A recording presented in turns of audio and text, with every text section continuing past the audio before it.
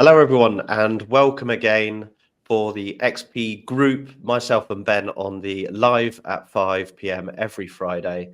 And we have a special edition episode for you today. So make sure you stay tuned. Instead of going through the highs and lows of the weekly business, we're actually reflecting on the biggest learnings that we've picked up on this year in 2023 and goals that we have set ourselves for next year that Ben and I will be going through in detail. We've got 5 each, so 10 biggest learnings and 10 goals. And if you're listening on the podcast, it is the end of December, 29th of December. So it's the end of the year and the perfect time to look back and look forward and I suppose share what we've actually been up to this year and what we think our learnings are, but equally goals for next year across our businesses. Nice. So Jack, we came up with this idea last week to talk about learnings and goals. We're going to do top 10 biggest learnings, and we've got about 12 goals for 2024. But Jack's come up with 5 of them. I've come up with the other 5 in terms of learning. So it'll be interesting to see how each other, why each other wanted to raise these certain points and why they were the biggest learnings for each other this year. So should we crack straight on? Let's get into it. This one was the first one. My first key learning of this year, it's a myth that the bigger deals are more difficult to cash flow. What we were actually talking to one of our tax advisors who is looking at managing the whole group of the businesses is actually when you have a trading entity that owns multiple SPVs or multiple projects below it or beside it, you should be charging a sort of an overhead cost, a monthly cost to facilitate that project with your investor partners. And to some degree, our team is capable of delivering 6 to 10 projects a year, whether they're 6 1 million GDV schemes or 6 5 million GDV schemes.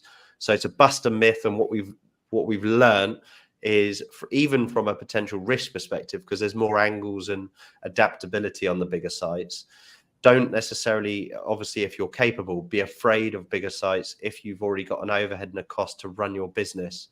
And we've certainly found that looking back at our, I suppose, project P&L and our company P&L, looking forwards at new projects, it actually makes it a lot easier to run a business if you're doing lumpier schemes. I know that can be daunting if you haven't had the expertise or skills to deliver that before, and definitely bite off what you can chew and start where you're comfortable. But the amazing CGI you can see in front of you, which is actually the first time I've seen this CGI, is of our scheme in Tame, which has the scope to be our first over 10 million GDV scheme that we've taken on. Now, that may sound scary if you're not quite there and you're doing flips or HMOs, but there's much adaptability and flexibility on this scheme. And it will come to be hopefully one of our most profitable projects to run. And when you're delivering a bigger scheme, it's the same amount of work to raise. Oh, sorry about that. That was my iWatch saying that he doesn't understand me. So how can I explain it better? But when you're taking on the bigger schemes, the adaptability and diversibility of that scheme is so much greater. And Ben's had a lot more ability to tweak and change floor plans and add more value. We've got an income generating tenant, and you still have to do the same amount of capital raising, debt finance raising, tendering, delivery, design, planning. So for us, and one of my key learnings is bigger deals can be better and easier to cash flow for the business. Nice.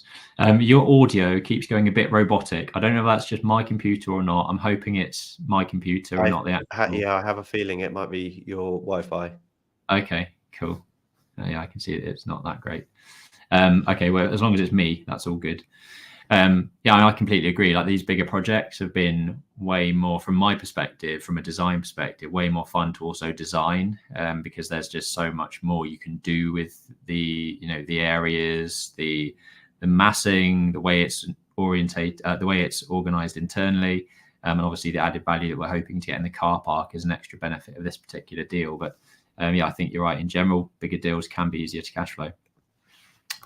Cool. Number 2 is something that I'm sure a lot of business owners can resonate with, and it's about not spreading yourself too thin. And I found this little image online that says, treat yourself like peanut butter. Don't spread yourself too thin, which I liked. But it's something that I've definitely over the last couple of years felt like I'm doing at certain times, whereby I feel like I'm doing too much and I'm doing a lot of stuff average, and I'm not necessarily doing anything amazingly well, or as well as I could do if I wasn't sort of feeling under pressure because I'm spread too thin. So that's really a learning from this year. I think we've definitely tried to slow things down or do smaller projects that are more valuable, as opposed to doing numerous projects running around like madmen that are probably too small and don't really spin the needle for us as a business. So yeah, definitely something that I've learned this year.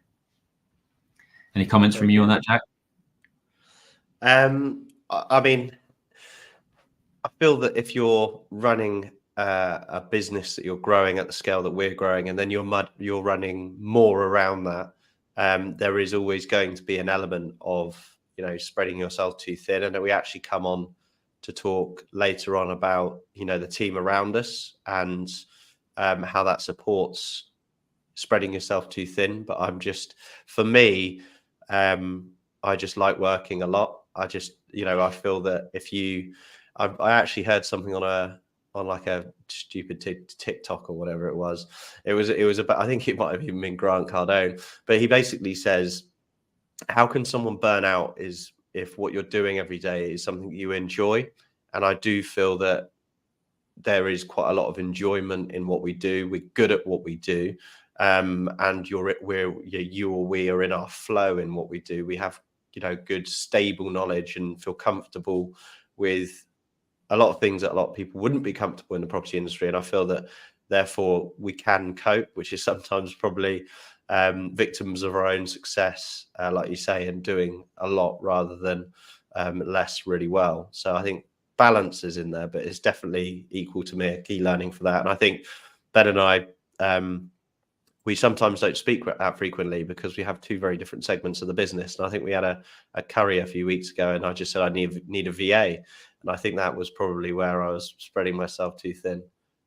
Yeah. Have you got one yet? No. Something to add to the goals for 2024.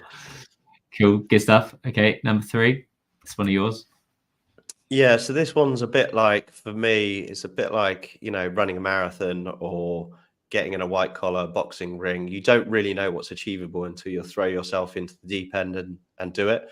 And James Sinclair, who's a business entrepreneur that we listen to a lot, both Ben and I, and we've actually been on his podcast, he says to people that he interviews, if a gun was pointed at your head, would you do it? And the answer is normally yes. So, you know, it's amazing what you can put your mind to achieving when you put yourself in your sort of the uncomfortable should be comfortable type thing. But this year we've raised 2 equity pots on 2 different deals of about one's over £1 million and one's about £1 million. And what I've shared on the screen here, and for podcast listeners, our average raise on each project to date is just under £500,000. So this year we were stuck with a challenge that we had to raise double what our average was on 2 different projects, both at the same time. And, you know, we knew we could do it, and it took a lot of hard work. I think with one of them, I was in the tens, approaching hundreds of, you know, investors that I'd spoken to, gone through the project with. And, you know, sometimes you do really have to dig deep and pretend that a gun's pointed at your head to get that deal over the line. And I suppose it's for those, you know, those listeners out there, that if you want to be delivering a scheme that is double the size, but you're still capable, or you need to do a raise that is double the size, it's definitely achievable. And we successfully completed on both of those schemes, and both are well underway. And both the investors we've really enjoyed working with. And it's to sort of, if you believe that it's possible, even if you don't deep down know if it's possible, you haven't really got anything to lose by giving it a go. And I know that was an essential next step for our business. And we're now looking at a bigger raise, which is in one of our goals. And you've probably heard about it if you've been listening to our podcast over the last sort of 6 months.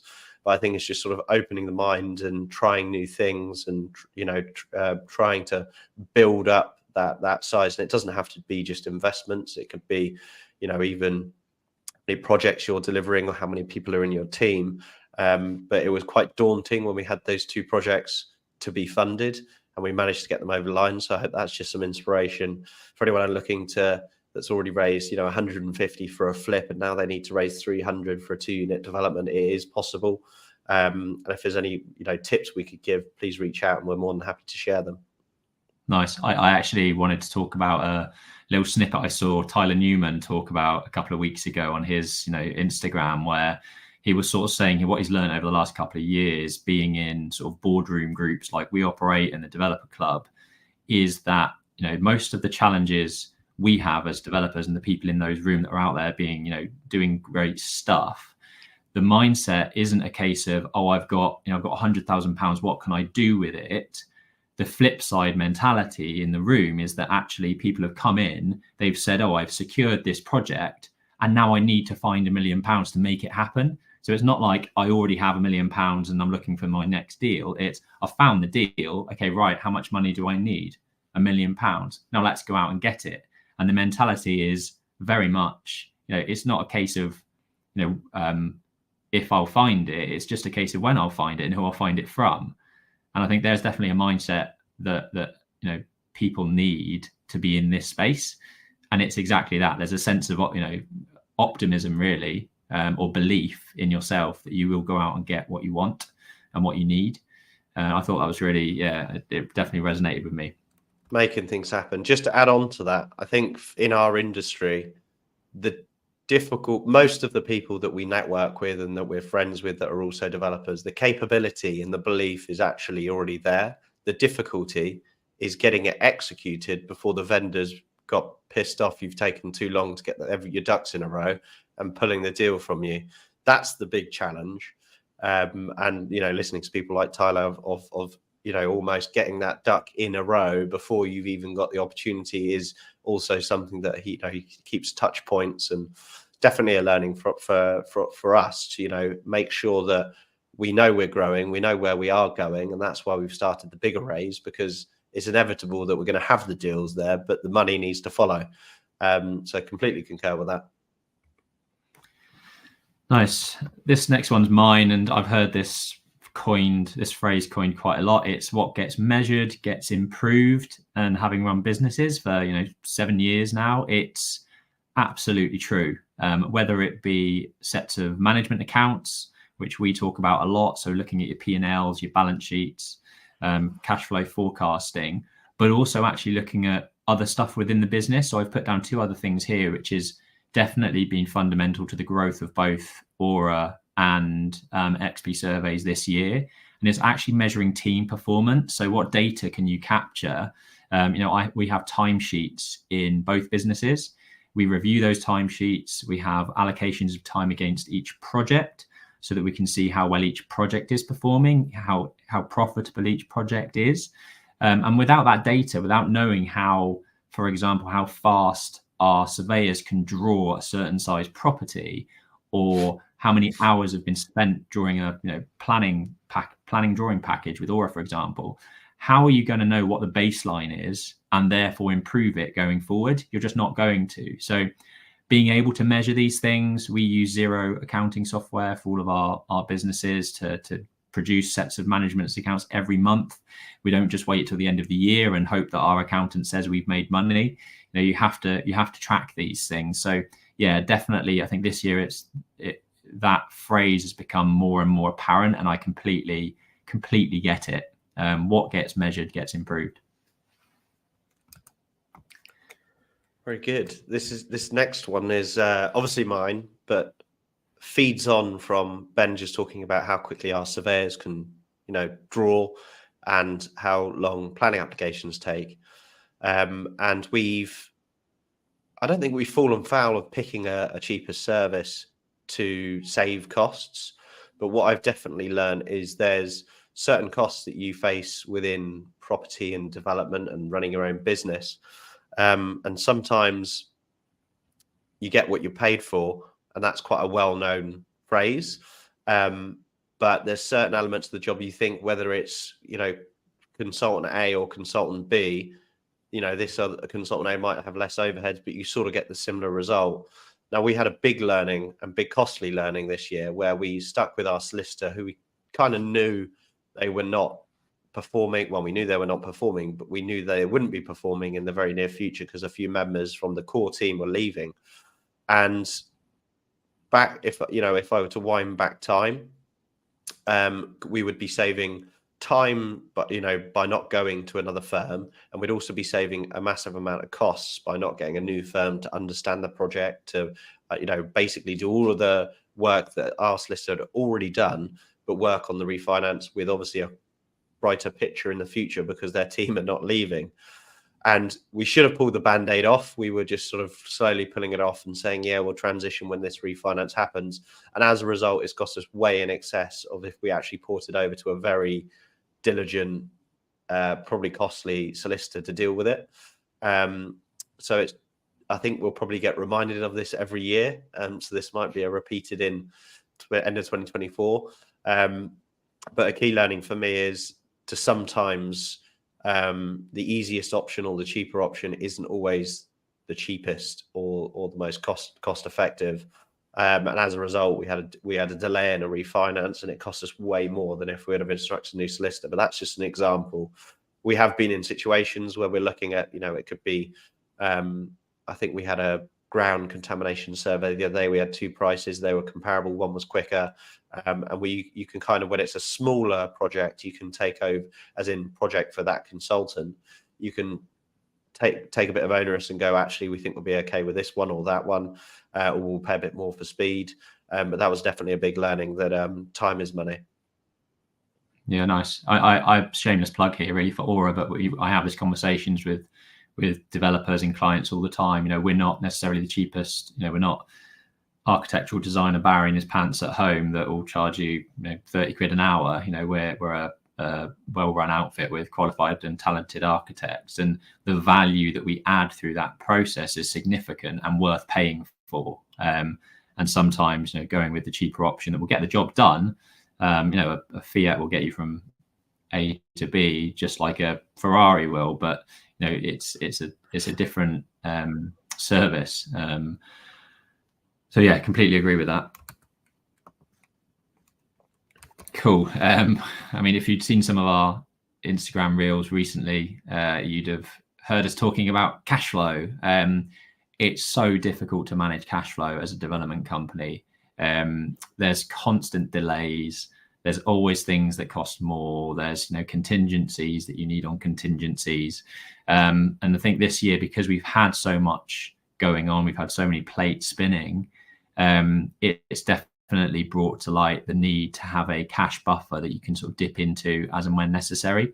And we've made mistakes in the past where we've actually got a decent amount of cash in the business, and we want to put that hard to work like you do as business owners and developers, and we've kind of loaned that money out of the business thinking we're getting a good rate on that, but the investment has taken a lot longer than expected for us to get that cash back into the business, and that's put us under pressure. So yeah, definitely big learning from this year, having some form of cash buffer or easy access to cash. It doesn't have to necessarily be cash in the business, but can you utilize a bank overdraft? Do you have a credit card facility that allows you to go into dip into that for a couple of weeks or a month or so? Do you have some contacts that can give you 50, 60 grand at the drop of a hat if you need it for X, Y, and Z? And I think that is something that we're going to be a little bit more cautious of going forward, I'd say. Yeah, I think just to add to that, and to sort of more reflect on development company versus a service-based business, I've heard the phrase 3 months of your business overheads, or 6 months of your business overheads, or 9 months of your business overheads, subject to your product and what you're doing. If you're a seasonal product, I've got a friend that runs a food van in the summer. He has to cash flow the winter. So understanding what you need to cash flow in your business is essential, and the way that we've had to do that in our development company, because it's not just 3 months of overheads, because within those 3 months you might have to fork out 9 months worth of overheads on 3 different sites because they're quite large. So just understanding the numbers to create that cash flow buffer. And I think to just shed a bit of light, because I don't think that a cash flow issue or a cash flow buffer is necessarily a negative thing. And the reason I'm saying that is because we work with banks who have a £80 million book, and they often have cash flow issues, and they're a bank. So it's all about managing timeframes, getting things in sooner, paying later, or for them, they're always trying to get a good return on their cash, which Ben alluded to, and we did that without having the 2-year, 3-year forecast that we now do. So learning from that and taking that forward is essential. Cash flow and time. So another one for me. So speed is everything in development, and that what you can actually see on the screen is actually a sales progression on the cost of holding a unit and what we could actually change the price to sell it for. I'm not going to go into too much detail about that, but what I did want to share is in every element of property development or a project life cycle, you need to be thinking that speed is everything. And on the two or three slides previous time, it is money. So our scheme that we've just bought in Marlow, we agreed a conditional purchase subject to planning. The planning took way longer than we had expected, but the clock was on the client, on the seller's cost, because we agreed it's subject to. We don't buy the site until planning's consented. Now that's like a little tip to save money on holding a site for so long. But if we were carrying that site, carrying the debt, running through the planning process, and it did take a year, that is just purely money off our bottom line, and profit is diminishing while we're carrying that site. Then equal in the sort of pre-planning, planning and tendering and delivery phase, that's time is still money. Make sure that you have your contractors incentivized to get things done sooner, because you're carrying more market risk, you're carrying more finance costs. What you don't want to do is the snowball. You want to be in and out and get the deal done. And then last but not least, sales. It's all well and good finishing a site and doing an open day, but having a good handle on how you're exiting a site. And that's definitely, for me, one of the key learnings from this year, and what I want to bring into next year is actually what is our sales process, because it's no good just going into 3 agents, seeing who you vibed with the most, instructing one of them and seeing how you get on. I think a developer should have a very different mentality when selling units, because every month that goes by and that's vacant and you're paying council tax on it and you're paying finance on it, that's costing you your profit. And we're here to deliver flats for a profit. So having a process in place and just understanding that from a holistic perspective, that speed is everything. There's been certain decisions that we've made in some of our projects. For example, the scheme that is on the screen is actually Sunset Court. And we believe that we could have took the whole roof off the building and raised it a few inches to get an independent flat in the loft. But the cost of time, so the GDV would have gone up, the cost would have gone up, the profit would have gone up, but the actual time period to do that was way longer. So the cost benefit analysis wasn't actually necessarily to go for the bigger profit, go for the bigger GDV, to analyze what's quicker and more succinct and a better return on cash per year. And Ben alludes to this in I believe the next slide. But understanding the speed is super important. Yeah, and I think when I look at this and think about a potential delay in, for argument's sake, a tender package, your details, you're working with your architect, let's say things get delayed 3 months, you think, oh, okay, we're only paying 3 months worth of interest on what's been spent to date. But if you tack on that 3 months to the end of the program, let's say you're 18 months down the line, those 3 months, you're actually paying interest on the total amount drawn down, which is huge. Instead of it being, oh, what's 10% of £30,000 worth of fees up front, ops the £3,000. Well, actually, it might be 10% on £3 million by the time you finish the scheme, and you've delayed things by 3 months at the front end, but that's been tacked onto the rear end. So, yeah, it's fundamental to get things done ASAP, and you're on a clock from day one, so you need to move forward fast. And yeah, Jack was right. That leads on really well to thinking about your IRR, so your internal rate of return. And my learning this year has been really that the IRR is actually more important most often than your margin. So you could have the key thing that people try to look for is a 20% gross margin on GDV. Like that's what's always thrown about in property circles. Oh, I want to make 20% margin on GDV. Okay, that's great. But if your project takes 3 years, that could be far worse for you than a project that had a 15% margin but was done in 12 months in terms of actual return on your cash. So the table that you're seeing in front of, I don't know what project this is from, or whether this is just made up, but it might not be a 20% on GDV return. It's only showing an 11.85% return, but actually, because it's turned around in sort of 7-8 month process, the return on our investment and the cash that we've had to put into that project is actually closer to 30%. So who wouldn't want 30% annualized return on their money? So yeah, IRR more important than actual margin more often than not. Yeah, so this project is actually a flip that we did in Central Suites, and we do a few flips like this a year, and we actually completely ignore, with it because it's such a small project, the 20% return on GDV. And as Ben mentioned, how could you moan or qualm about 27% return on cash? We actually, Aaron and I, who works with me in acquisitions, were looking at a project the other day, big lumpy project, huge site, a couple of million net margin in it, 8 million GDV, but the IRR was 12%. So that's return on cash for the investor. And everything in that project ticked all the boxes. It was a 24% on GDV. It hit the metric of our minimum return for that project of £400,000 per year. But the issue is I couldn't sell that to an investor, because why would an investor come in, sat behind a bank on 12%, and take that risk for 4 or 5 years, which that project is? So it's normally the larger schemes that take a while is where you need to be conscious of the IRR. Cool. Number 9.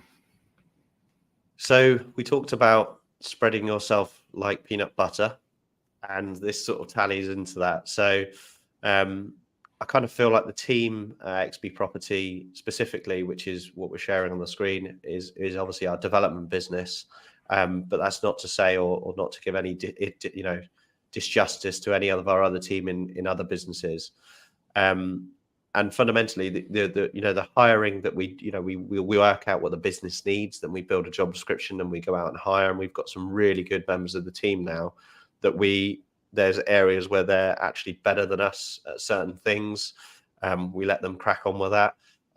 They sort of understand the MO of what they need to do, and they run that side of the business with our support. And I think that, often our staff forgets, and maybe me and Ben even forget, sort of 4 or 5 years ago, it was just Ben and I, and we were spreading ourselves thin, but doing a lot less. And where we've scaled up to now, we're doing a lot more, but to some degree still spreading ourselves thin in occasions. But we wouldn't be able to do that without the team and the hiring that we've built around us. We know developers that don't hire an in-house team. They have consultants that they lean on. That's their MO and how they choose to do that. But for us, it's great to have an internal team that have different skill sets that can tackle the problems that we need to tackle. We've got someone that's got experience in quantity surveying, someone that's got building surveying experience, project management experience, someone's got a legal background, and then also someone that's hugely talented in marketing. So having all of those brains within our business, we can punch way above our weight, and fundamentally we kind of feel we're at a good place with our recruitment and our team. So we're excited to challenge ourselves more and do sort of more meatier projects and share them with you on channels as well. But definitely building the right team is fundamental. And what you can't see on the screen is we have had members of the team that didn't work out, and it's difficult because you bring someone on board, they're a good cultural fit, or equally they're a good professional fit, but they're not a good cultural fit. And it's difficult to get to the right balance. But when you do get to a good balance, which I feel like we're in a good place at the moment and growing, it certainly makes a difference. And you can sort of see everyone adding their skill and tenacity in their own areas of the business. Yeah, I think one thing that we haven't touched on is the impact of just one bad egg in the business. Talking from sort of running a couple of service-based businesses, even just one person that isn't really pulling their weight just brings the whole performance of the business down. And I've been fallen foul of this before, where I've kind of kept people on for too long for longer than I really should have done. And that's probably another key learning that isn't on this list, but actually, performance managing people and then pulling the trigger and firing them if they're not performing, because you can't carry that dead weight. It just brings everyone else down, especially when you are a small team like we've got. Where you've got sort of 3 to 15 people. That's a small team, and one person who's not pulling their weight is a big percentage of that resource. So if they're not performing, they need to go. I know it sounds harsh, but you can't sustain that. Cool. And then this one was mine because accountants have promised us the earth in the past. Yes, we'll meet on a quarterly basis. We'll look through all of your portfolio, your businesses. We'll plan for the future. And it just hasn't happened the way that we need it to. And when you look at our group structure and the size of it now, and it's growing, every SPV and every project that we do, it's kind of tacking in another limited company to the group structure.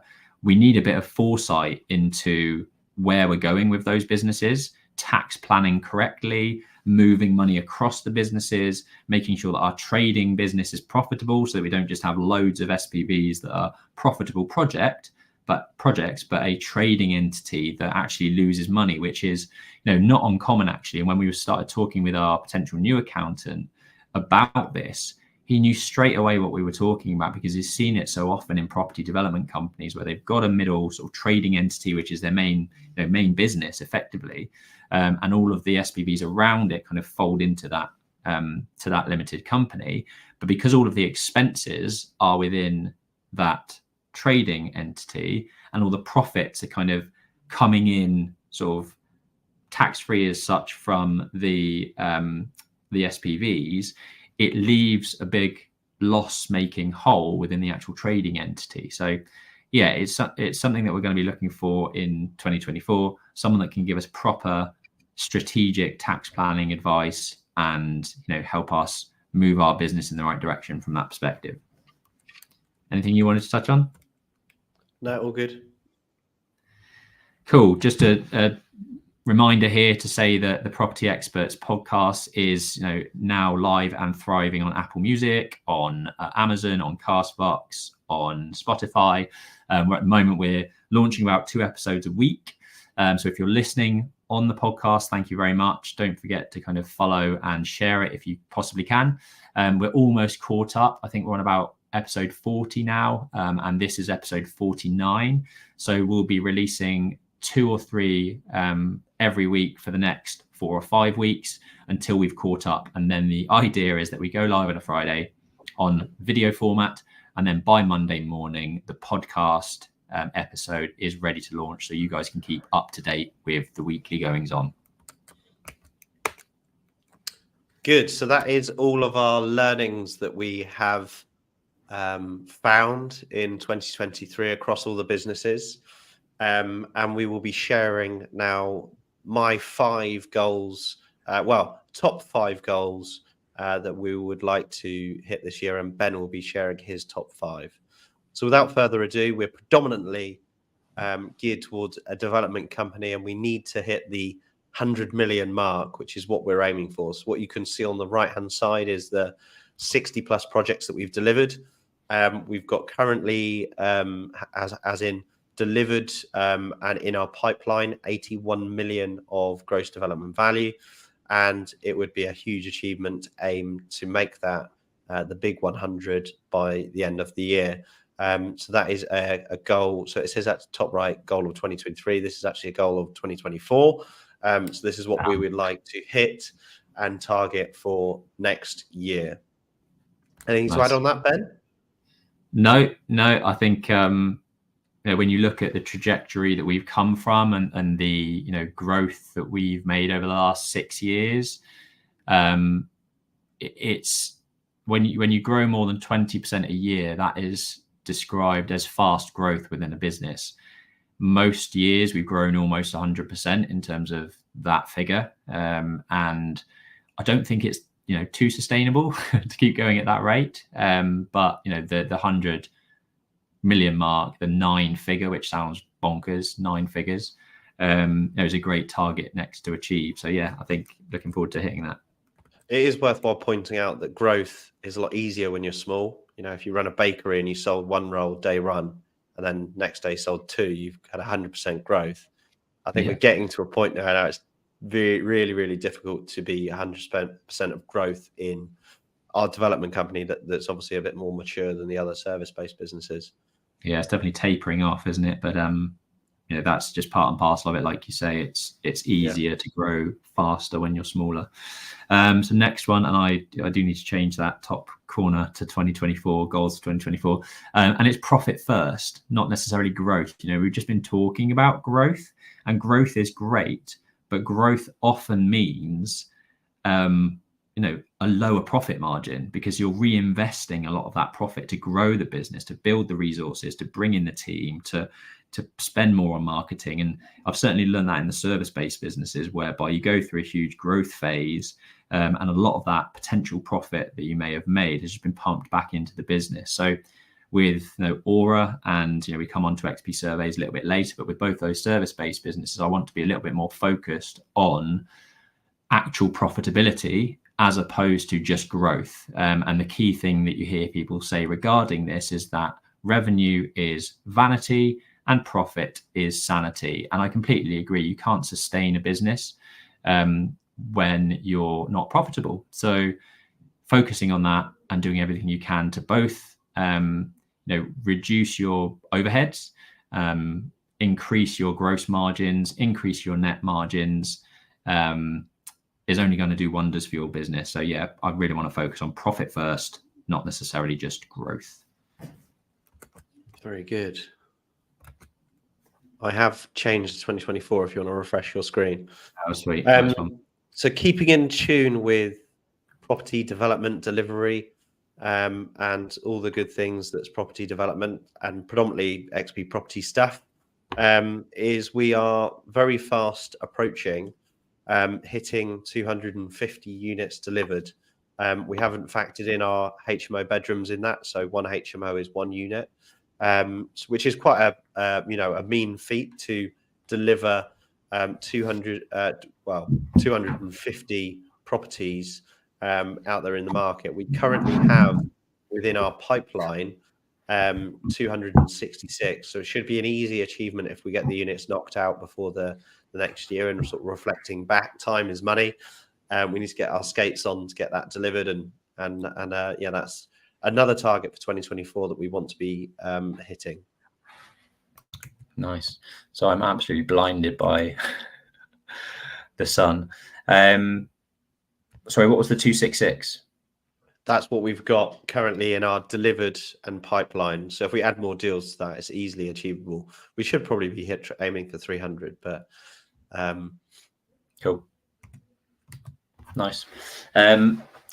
Point number 4 is about solidifying our social housing portfolio. So if you've not been following the progress on this, we've been building a company called Aparo Social for the last 3 years with various partners. And we've built a portfolio in excess of £20 million in that time. Consists of about 14 assets, got 114 bedsit rooms amongst that, and we're providing temporary accommodation for ex-domestic violence victims, ex-military, people sort of transitioning back into full-time work, or transitioning back into a life out of hardship, really. And it's been really it's been a great thing to do from a ESG perspective. What it's been very, very difficult for us has been managing the various parties within the business, managing what is a very, very, or has been a very, very volatile market in the last year, since sort of Liz Truss and various other financial and economic factors came into play late last year. It's been very turbulent because the market itself is based on a yield performance. So a sales value is based on a rental income. So we have local housing authority rental coming in for this portfolio. It's almost at the moment close to £1 million per year of rental income coming in. And that sounds like a lot, but when you've got a lot of debt behind it, and you've had various delays, and the yield market isn't as strong as it was, the value of the portfolio isn't where it we expected it to be. And it's been a difficult time kind of cash flowing that and riding that storm. We had some really good news in the autumn budget. And in April next year, we do expect the LHA rate to increase by circa 20%. And that's huge for our social housing portfolio. That's an instant 20% value increase in our portfolio overnight, effectively, come April. So we're still waiting in January for the actual formal increase amount to be known. We were only speculating at the moment based on data that we can see. But what we really want to do in 2024 is solidify that portfolio, whether that be bringing in some new external equity to kind of solidify the existing debt that we've got, or it's finding a sale, finding a new buyer to sort of buy the income from the portfolio. And that's 3 years of solid work. If we can find a new buyer or find a new equity partner to come in to the tune of, I think, about £5 million, that will be absolutely huge for XP Property as a shareholder in Aparo Social. So really looking forward to kind of at least seeing some progress with that. So if there's anyone out there that knows any good lenders in the social space, debt or equity, or alternatively any buyers as well, cool. Back to me. So another goal, still property, XP Property related, but to secure 6 projects, including 3 planning uplift plays. And what I mean by that, and what I've put in front of you, is, believe it or not, I'm already thinking about the delivery in 2025. So that is what we're going to be delivering as a business on site, boots on ground, actually delivering units. And the reason being, we're kind of full this year. We're getting to a point where, we're sort of at capacity as far as delivery goes over this year, and it will be overflowing into 2025. But I mentioned earlier the project in Marlow. I think it took 18 months from the day we exchange to the day we complete. So I need to be securing these sites very early on, especially if there's planning in situ, and ideally get some decent meaty planning uplift schemes within our pipeline to get that underway. I thought that would be a nice one to share for everyone to look at their sort of business program. What projects have you got coming up? What sort of timeframes does that fall into? What should you be looking for? Because it's very different if you meet with an agent and say, I've got cash ready to go, and I need a deal, to if you say, I would like to take something on that's got some planning scope and some value add, maybe on a slightly bigger scale, so that it feeds a different time in your business pipeline. So secure 6 projects for next year, but that doesn't necessarily mean buy them, but just sort of chunk them in for delivery in 2025 and maybe even 2026. Nice. I mentioned profitability and focusing on that in 2024. This is something we definitely want to bring into XP Surveys. At the moment, we've been investing and reinvesting a lot of the funding, a lot of the money into marketing, resourcing up, and actually just, we've not been performing as well as we should be. So increasing our sales within XP Property, getting a regular number of architect clients, because they are our avatar client. So getting 20 regular architect clients that give us, between 1 and 4 surveys a month, that would provide us with a very sustainable baseline of work. We are targeting 600 grand revenue with about 15% net profit. And, we hope to achieve that. It's been a difficult 3 years sort of setting up that business. And when I go back to the peanut butter analogy of spreading ourselves too thin, this is one of the things that I feel like we have done, because we haven't given it enough attention. I think realistically, Jack and I was thinking about this the other day, we probably do 4 hours a week, like between us in XP Surveys. And that's just not enough to sustain a £500,000 business. And that, I think, we need to change. It's either kind of grow fast or die. And we need to be focusing on the profitability of that. So yeah, that's a few things in this one, I guess. Spreading ourselves too thin. This is a prime example. But getting XP Surveys profitable this year would be an amazing achievement. Good. So we I can still see the. Oh yeah, cool. You should Loaded. flick through, yeah. Yeah, so we talked about the big capital raise that we did for the two bigger projects that we took on this year. One was a 1.2 million pound raise, and one was a 1 million pound raise. And what that meant in terms of shifting gears for us in our business, we think we've now got good, shown experience. Every lender that we send our sort of development CV to are super impressed and can see that we get in, solve problems, and deliver a good product. And that's a very backable thing to be able to share, especially across the sort of 60 projects that we've been working on. But we want to build a more scalable, sustainable sort of backing model from an equity perspective, and not just look for the odd 3, 4, 500k into a project, and to look at more as sort of institutional or corporate types of lending that we can grow with and sort of build a sort of sub entity where XP Property is the time and the other entity is the money. And that's a very similar setup that we have per project, but build that into a more scalable process. So we've started already reaching out and wining and dining with, I don't know who's wining and dining, probably equal, with family offices.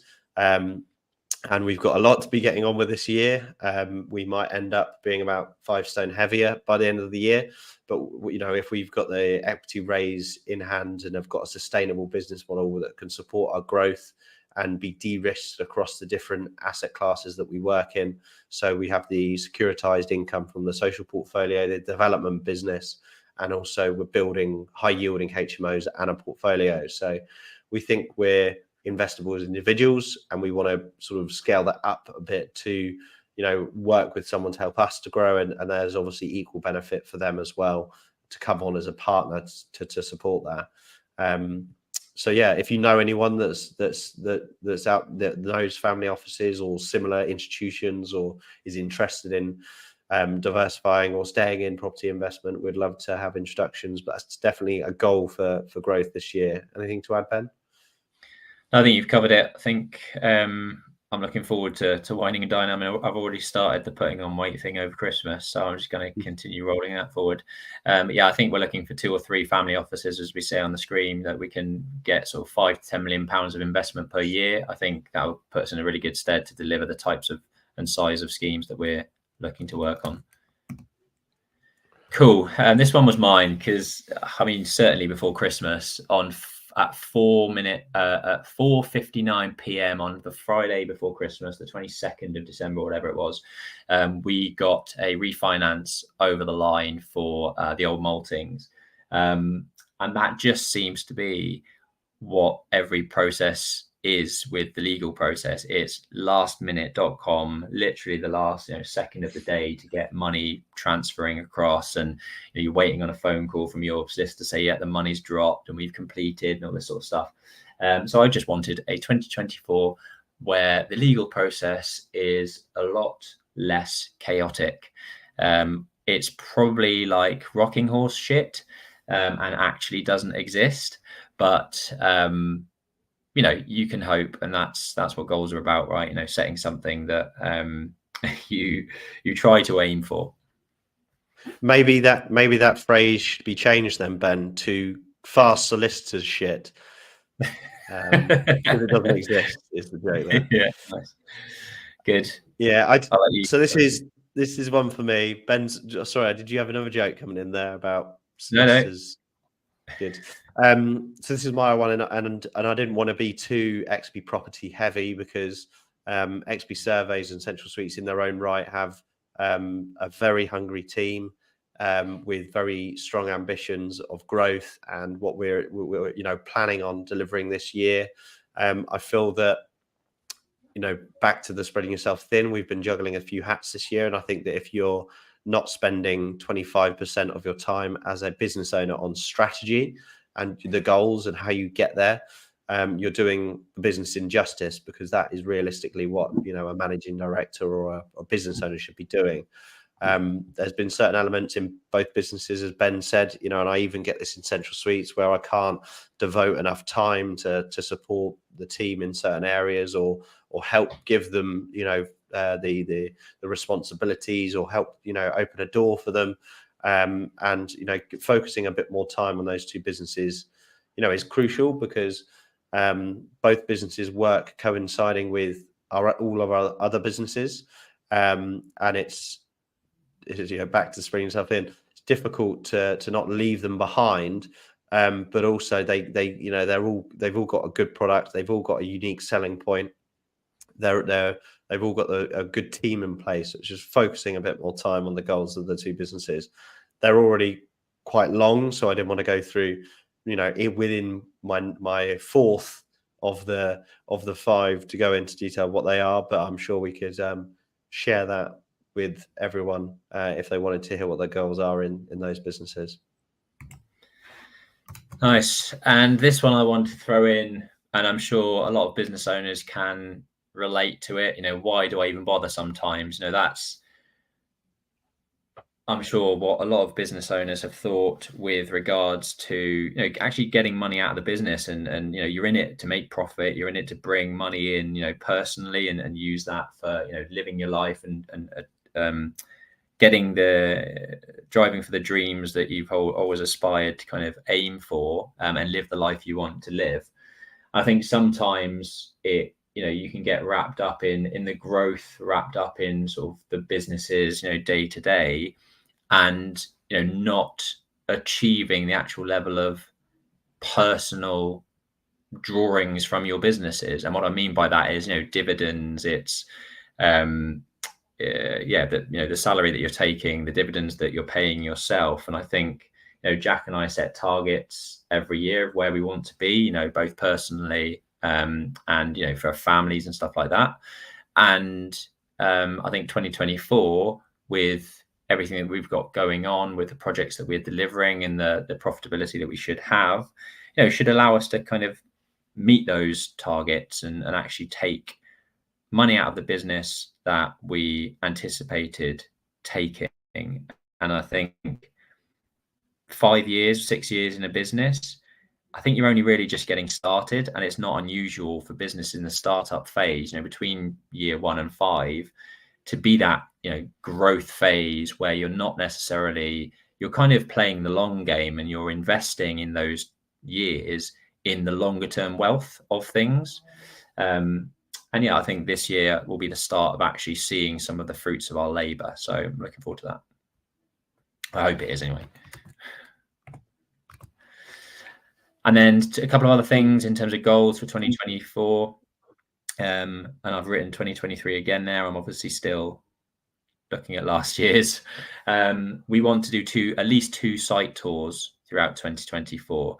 We did one in Sunset Court last year, both at Christmas time and in the summer, which you can see in that image. We showed everyone around. We talked everyone through kind of the planning processes, what we've done on site, how we delivered it. Had some beers, had some food, had some nibbles, and we want to do a lot more of that this year. So at least two site tours. If you are interested in coming along to one of these to get to understand how we operate, how we've built award-winning schemes, and how we are award-winning developers, then register your interest, comment below, or DM us, and we can get you on the list. And then point number 12, if you're not subscribed to YouTube, please do. Our goals for 2024 include not just these lives every Friday. I think we've missed, so we're on episode 49 and it's the final of the year. So we've missed 3 episodes this year, maybe. I feel like we've missed less, but the numbers don't stack up.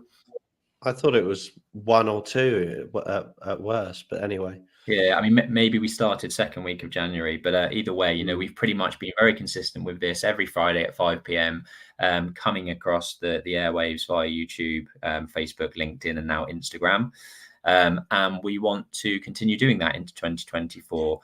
What we'd love to do is get also a video per month out around specific topics. So not necessarily just these lives, but actually bringing you kind of educational content around property development, around finance, and around business. If there are any topics that you want us to talk about, let us know. But yeah, make sure you're subscribed to YouTube. We've actually renamed it to the Property Experts with Ben and Jack.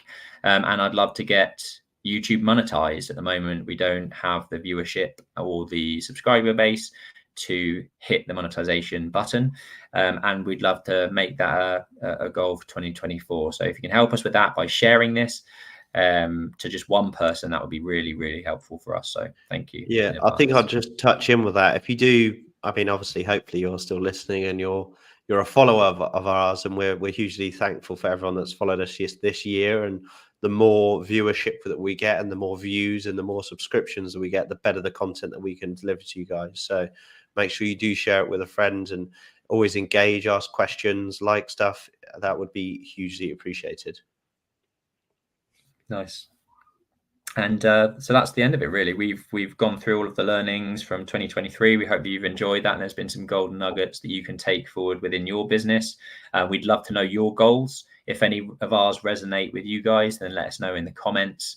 And if there's any that you've got in your 2024 list, then we'd love to know about it. So yeah, please drop us a DM, comment, follow, like, do all that good stuff. And we'll see you in 2024. Thank you very much, everyone. See you next year. Catch you later.